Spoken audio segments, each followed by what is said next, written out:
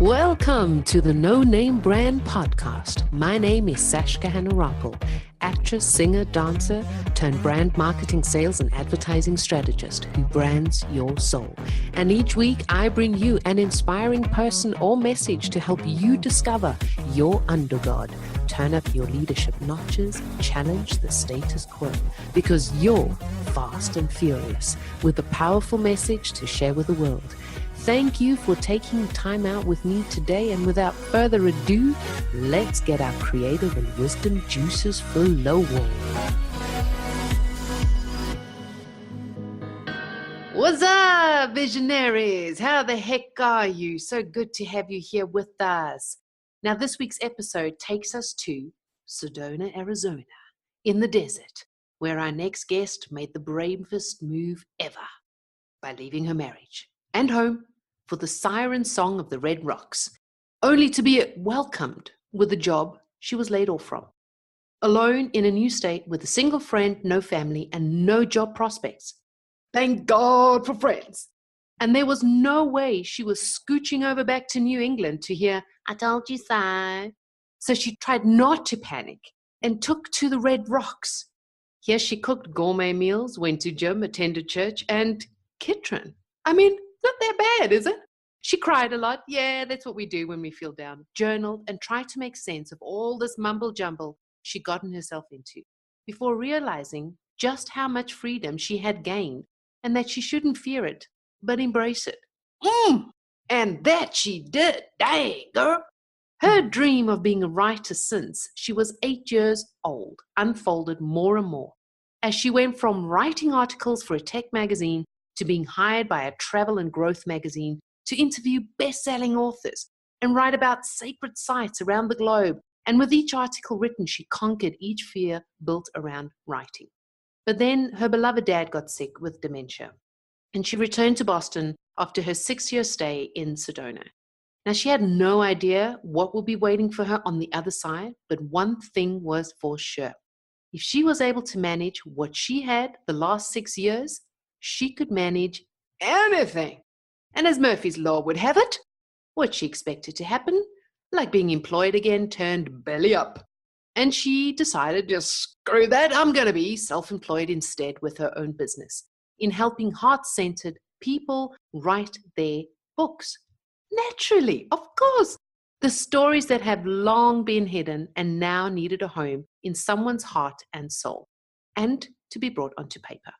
And she's here with us today, folks, to give you guidance and motivation to write that book that's been swimming around your head.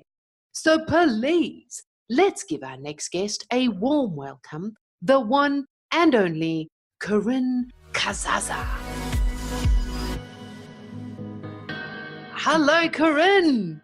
Hello, Sashka. Thank you for having me. That was an awesome introduction. It's a pleasure. It's a pleasure. Well, it was really cool, all the information that I found about you. And I was like, oh my God, so much that we're going to be diving in here. So first thing, share with us, very important question, as the first question.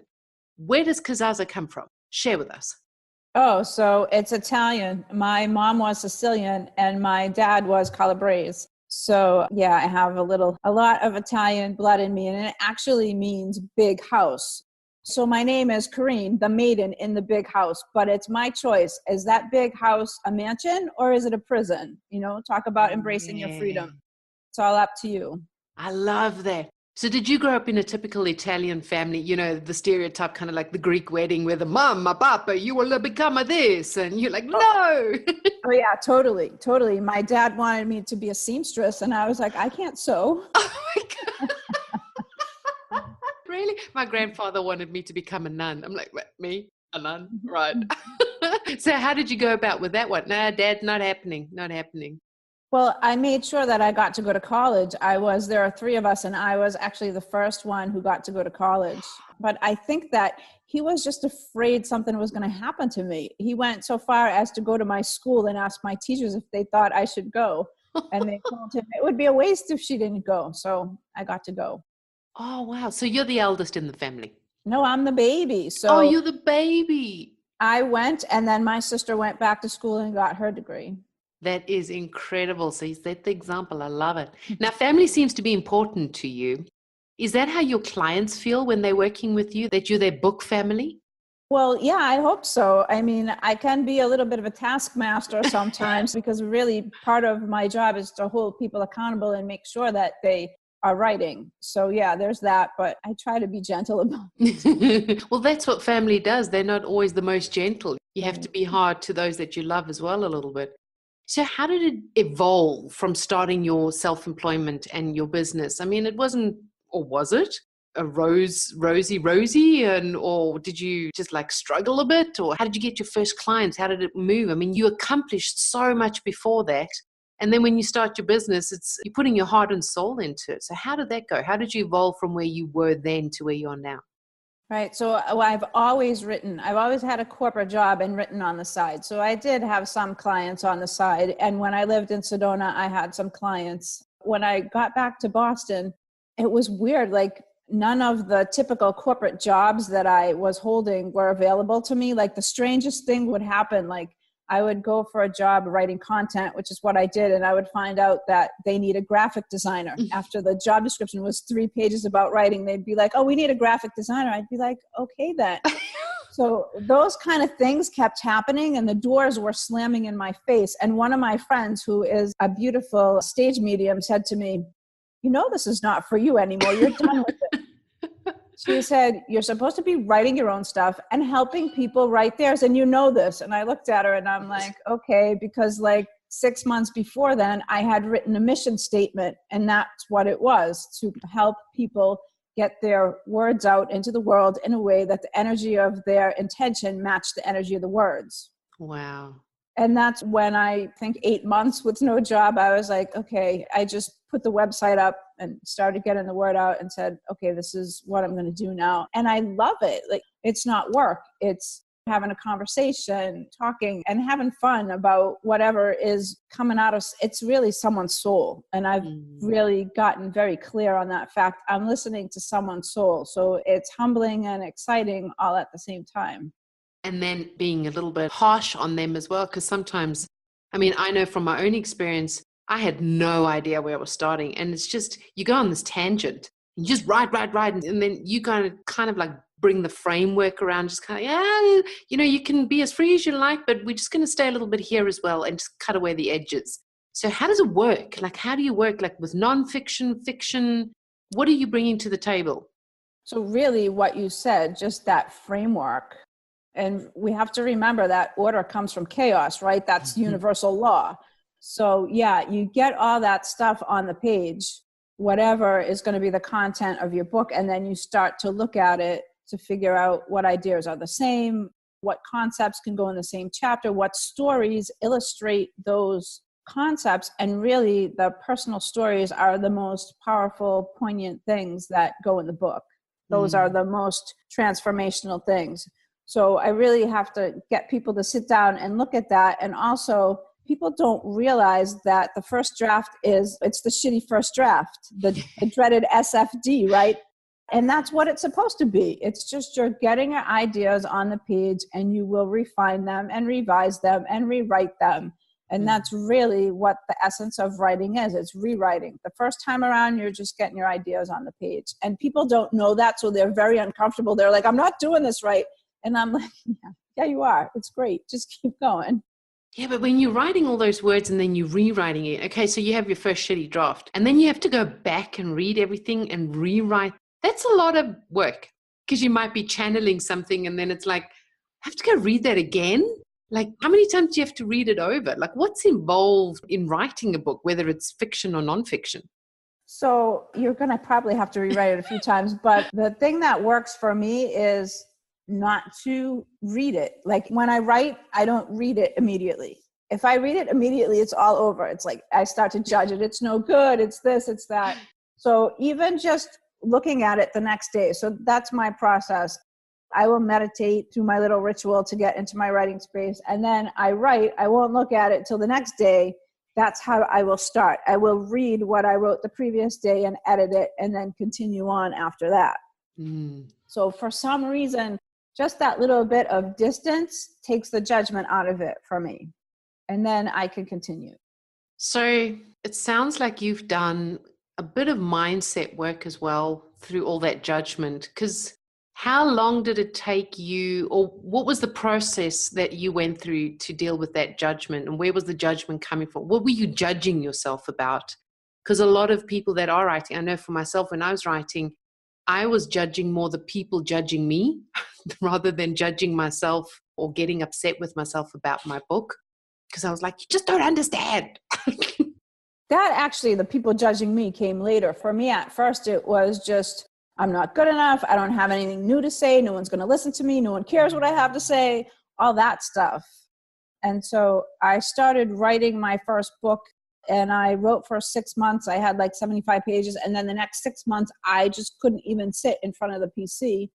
And so I decided somehow if I could hypnotize myself, I could do it. So this is the way the universe works, right? So I go online to this place where I had attended yoga in the past. I was living in New Hampshire at the time, and I look on their website, and the very next day, they have a 4-week class starting on self-hypnosis. So I call up, I get into the class, I take it, and at the end of those 4 weeks, I'm writing that book so quickly that my friend who's editing it calls me and says, Corinne, what are you doing? How are you doing this? And I said, I'm putting my hands on the keyboard and asking what happens next. Wow. That's what I was doing. So should we go for a self-hypnosis course? You can do that. I mean, really, I think where I got that idea from is I had been commuting to work on the train, and I was in that hypnagogic state, like I'm half awake, I'm half asleep. So I would be writing these stories about people as I see them walk on the train.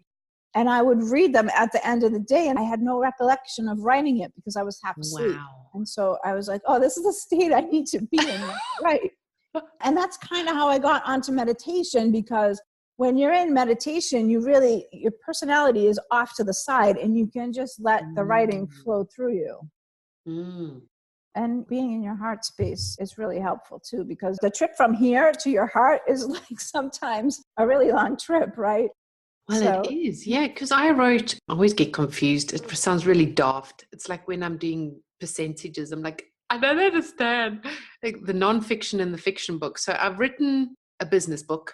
I'll just say it like that. I've written a business book. And I have written a story. And every time I look at it, I'm going, oh my God, I just don't want to read through this again. I don't want to read through this again. And my book coach was telling me that their piece is missing and perhaps hire a ghostwriter. And I was like, what does a ghostwriter do? So what's your opinion on filling in the blank pieces with a ghostwriter? Well, for me, it always still should be your story in your words, right? So when I ghostwrite for someone, I'm interviewing them to get their story. I'm not sure about the missing pieces. Yeah, because I wrote my story and I actually enjoyed my story. And she was saying it's missing the flesh. The skeleton is there, but it's missing the flesh, like the extra descriptive and everything. I'm going, oh, okay. Maybe that's just how every different person or coach is different. I don't know, adding different elements. So I'd have to look into it again. So for those that don't know what it is, what is a ghostwriter? What do they do? So a ghostwriter is someone who will write your story for you if you want to have a book out and you don't want to write it yourself, basically. So what that process looks like is me sitting down with you and getting you to do, and we talked about this already, that getting everything on the page that you want to talk about, I call it a brain dump, right? So we go through the brain dump, and then we organize it into what goes into each chapter, what stories are you going to tell in each chapter, and then I write questions based on what I know goes in each chapter, and then I would interview the person and get them to answer those questions and tell those stories. And then I have the interviews transcribed, and from those transcriptions, I write the first draft. That's incredible. Because I read somewhere that quite a lot of best-selling authors, not all, but quite a lot, have ghostwriters write for them. Is that true? I don't know. I wouldn't think so. I guess they still have their name on it because it's their story. But It's my story. Oh. What, in your opinion, makes a bestseller? it has to be a really compelling story. It has to be something that people can connect with and relate to and just be real. I think people can feel what's authentic, even though they maybe can't point their finger on it and tell you why. They just feel the truth of it. And I think truth is the most powerful thing. Yeah. I mean, when you're writing a book and it's a bestseller, I think it was Brene Brown. I mean, how often, and Robin Sharma, how often they went to different book events and book expos and trying to sell their books. And everyone was just like, nope, content is okay. Change the cover, change the headline, change this, change that. And they had to change so much just to be able to fit in before it got anywhere and got denied so many times. And it had more to do with who you know, not really what you know, and the marketing. So it's a little bit discouraging. So how do you help, or what do you do, or what do you say when this is coming up, where it's just like that self-judgment again? It's like, oh, what's the point? Everyone's saying no. Nobody wants to read my book. It's a load of rubbish. Well, no, I mean, I know people feel like that, but it's still belief in yourself. And the good news is now that you can self-publish, so you don't have to put yourself through that process unless you really feel you want to. And I think self-publishing is really liberating. You don't have to write a query letter anymore. You don't have to write a book proposal anymore. You can have a book that's 10 pages long. You can have a book that's 600 pages long.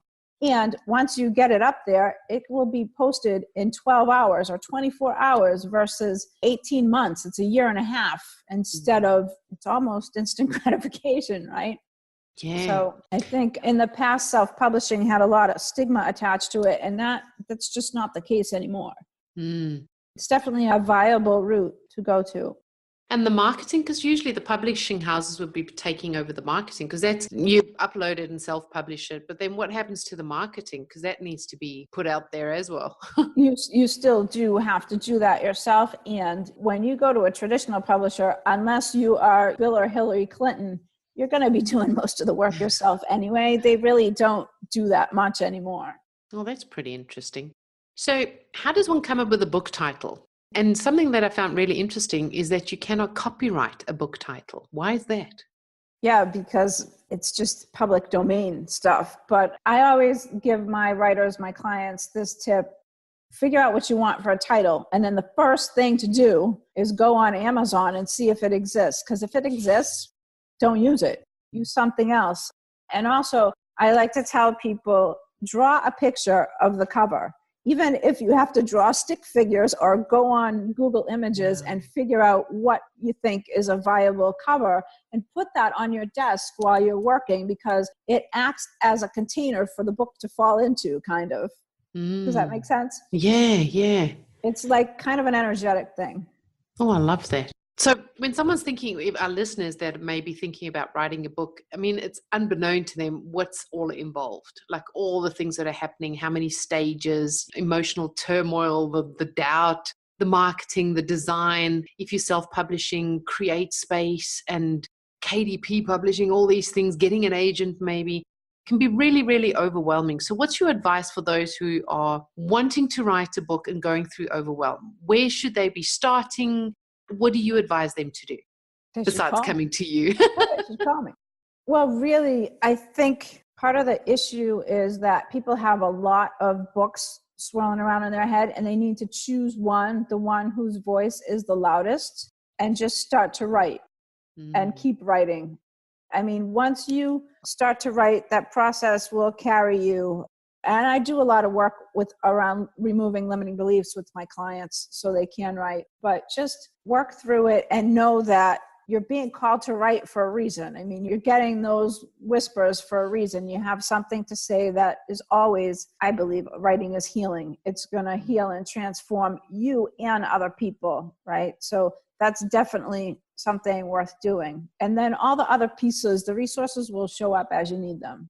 You do a little research and find what resonates with you. I love that. So as we're coming near the end, I would love to know from you 3 things. Who are you? Define for us, who is Corinne? Who am I? I am a writer who believes that we all find our truth through creativity and humor. It's funny, I'm in a new place, right? I'm actually in Florida right now. I just moved to Florida. And so I've been realizing this week that I'm taking myself way too seriously. Because I'm living with friends right now, and they're like, why don't you go do your workout by the pool? And I'm like, no. And then I'm like, well, why not? Like, I'm here. It's beautiful. So yeah, just don't take yourself too seriously. What makes you really happy? besides writing, I love to dance. Actually, that's part of my practice. Sometimes when I feel stuck in writing, I dance or move. I am a belly dancer. Oh, wow. I spent time learning that when I was in Arizona. So I will definitely put the music on and dance around the living room. And that really helps move energy when you're kind of stuck in your writing. Oh, wow. Yeah, because it's all in the solar plexus, right? Yeah, so belly dancing and the beach. The beach has always been my happy place because I grew up in New England by the beach and now I'm in Florida by the beach. So. Oh, cool. So listeners, I'm sorry. I would have asked that we put the music on, but then only I'd be enjoying the belly dance. So how do you want to change or challenge the world doing what you do?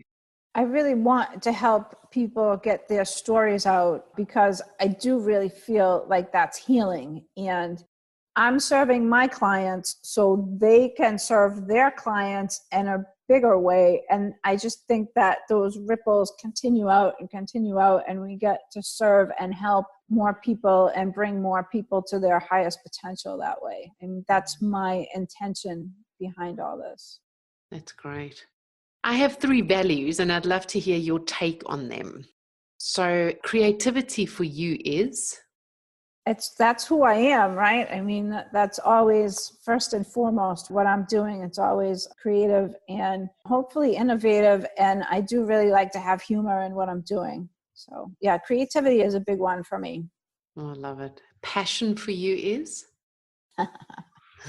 Passion. So really family and my personal relationships. Family is really important to me, and my friends know that I will do anything for them, anything in my power to help them. So. Oh, I love that. Wisdom for you is? Wisdom is the culmination of all this work that I've been doing for the past, I won't say how long, but yeah, it's been interesting, especially right at this point in time. I'm watching how everything I've done is kind of coming full circle, and that feels really good. So definitely feel more comfortable in my skin and more confident. I love that. I love that. Thank you so much, Corinne, for being with us here today and sharing your information about writing a book. You can find out more about Corinne in the show notes, where she is on social media, her website, how to get in touch with her favorite book and favorite quote. And if you have any questions, you can get in hold of her. Also, she has a little gift for you as well. So just look in the show notes and you can get that from her. Thank you so much, Corinne, for being here today. Thank you. It was so much fun. Yeah, thanks. All right, guys, I'll see you all next week. And in the meantime, remember, fast and furious, and you be the change that you want to see in the world. See y'all next week. Bye-bye. Dang, that was just supercalifragilisticexpialidocious. I enjoyed having you on board, and please do me and you a favor. Head on over to iTunes, SoundCloud, or Stitcher. Click subscribe, and a super bonus, leave your review and you stand a chance of being announced and advertised on the show. I'm always striving to ensure that your brand is uplifted and empowered. Remember, done is better than perfect. So be sure to subscribe, leave a review, and send in your feedback too. You're the absolute best. Keep rocking.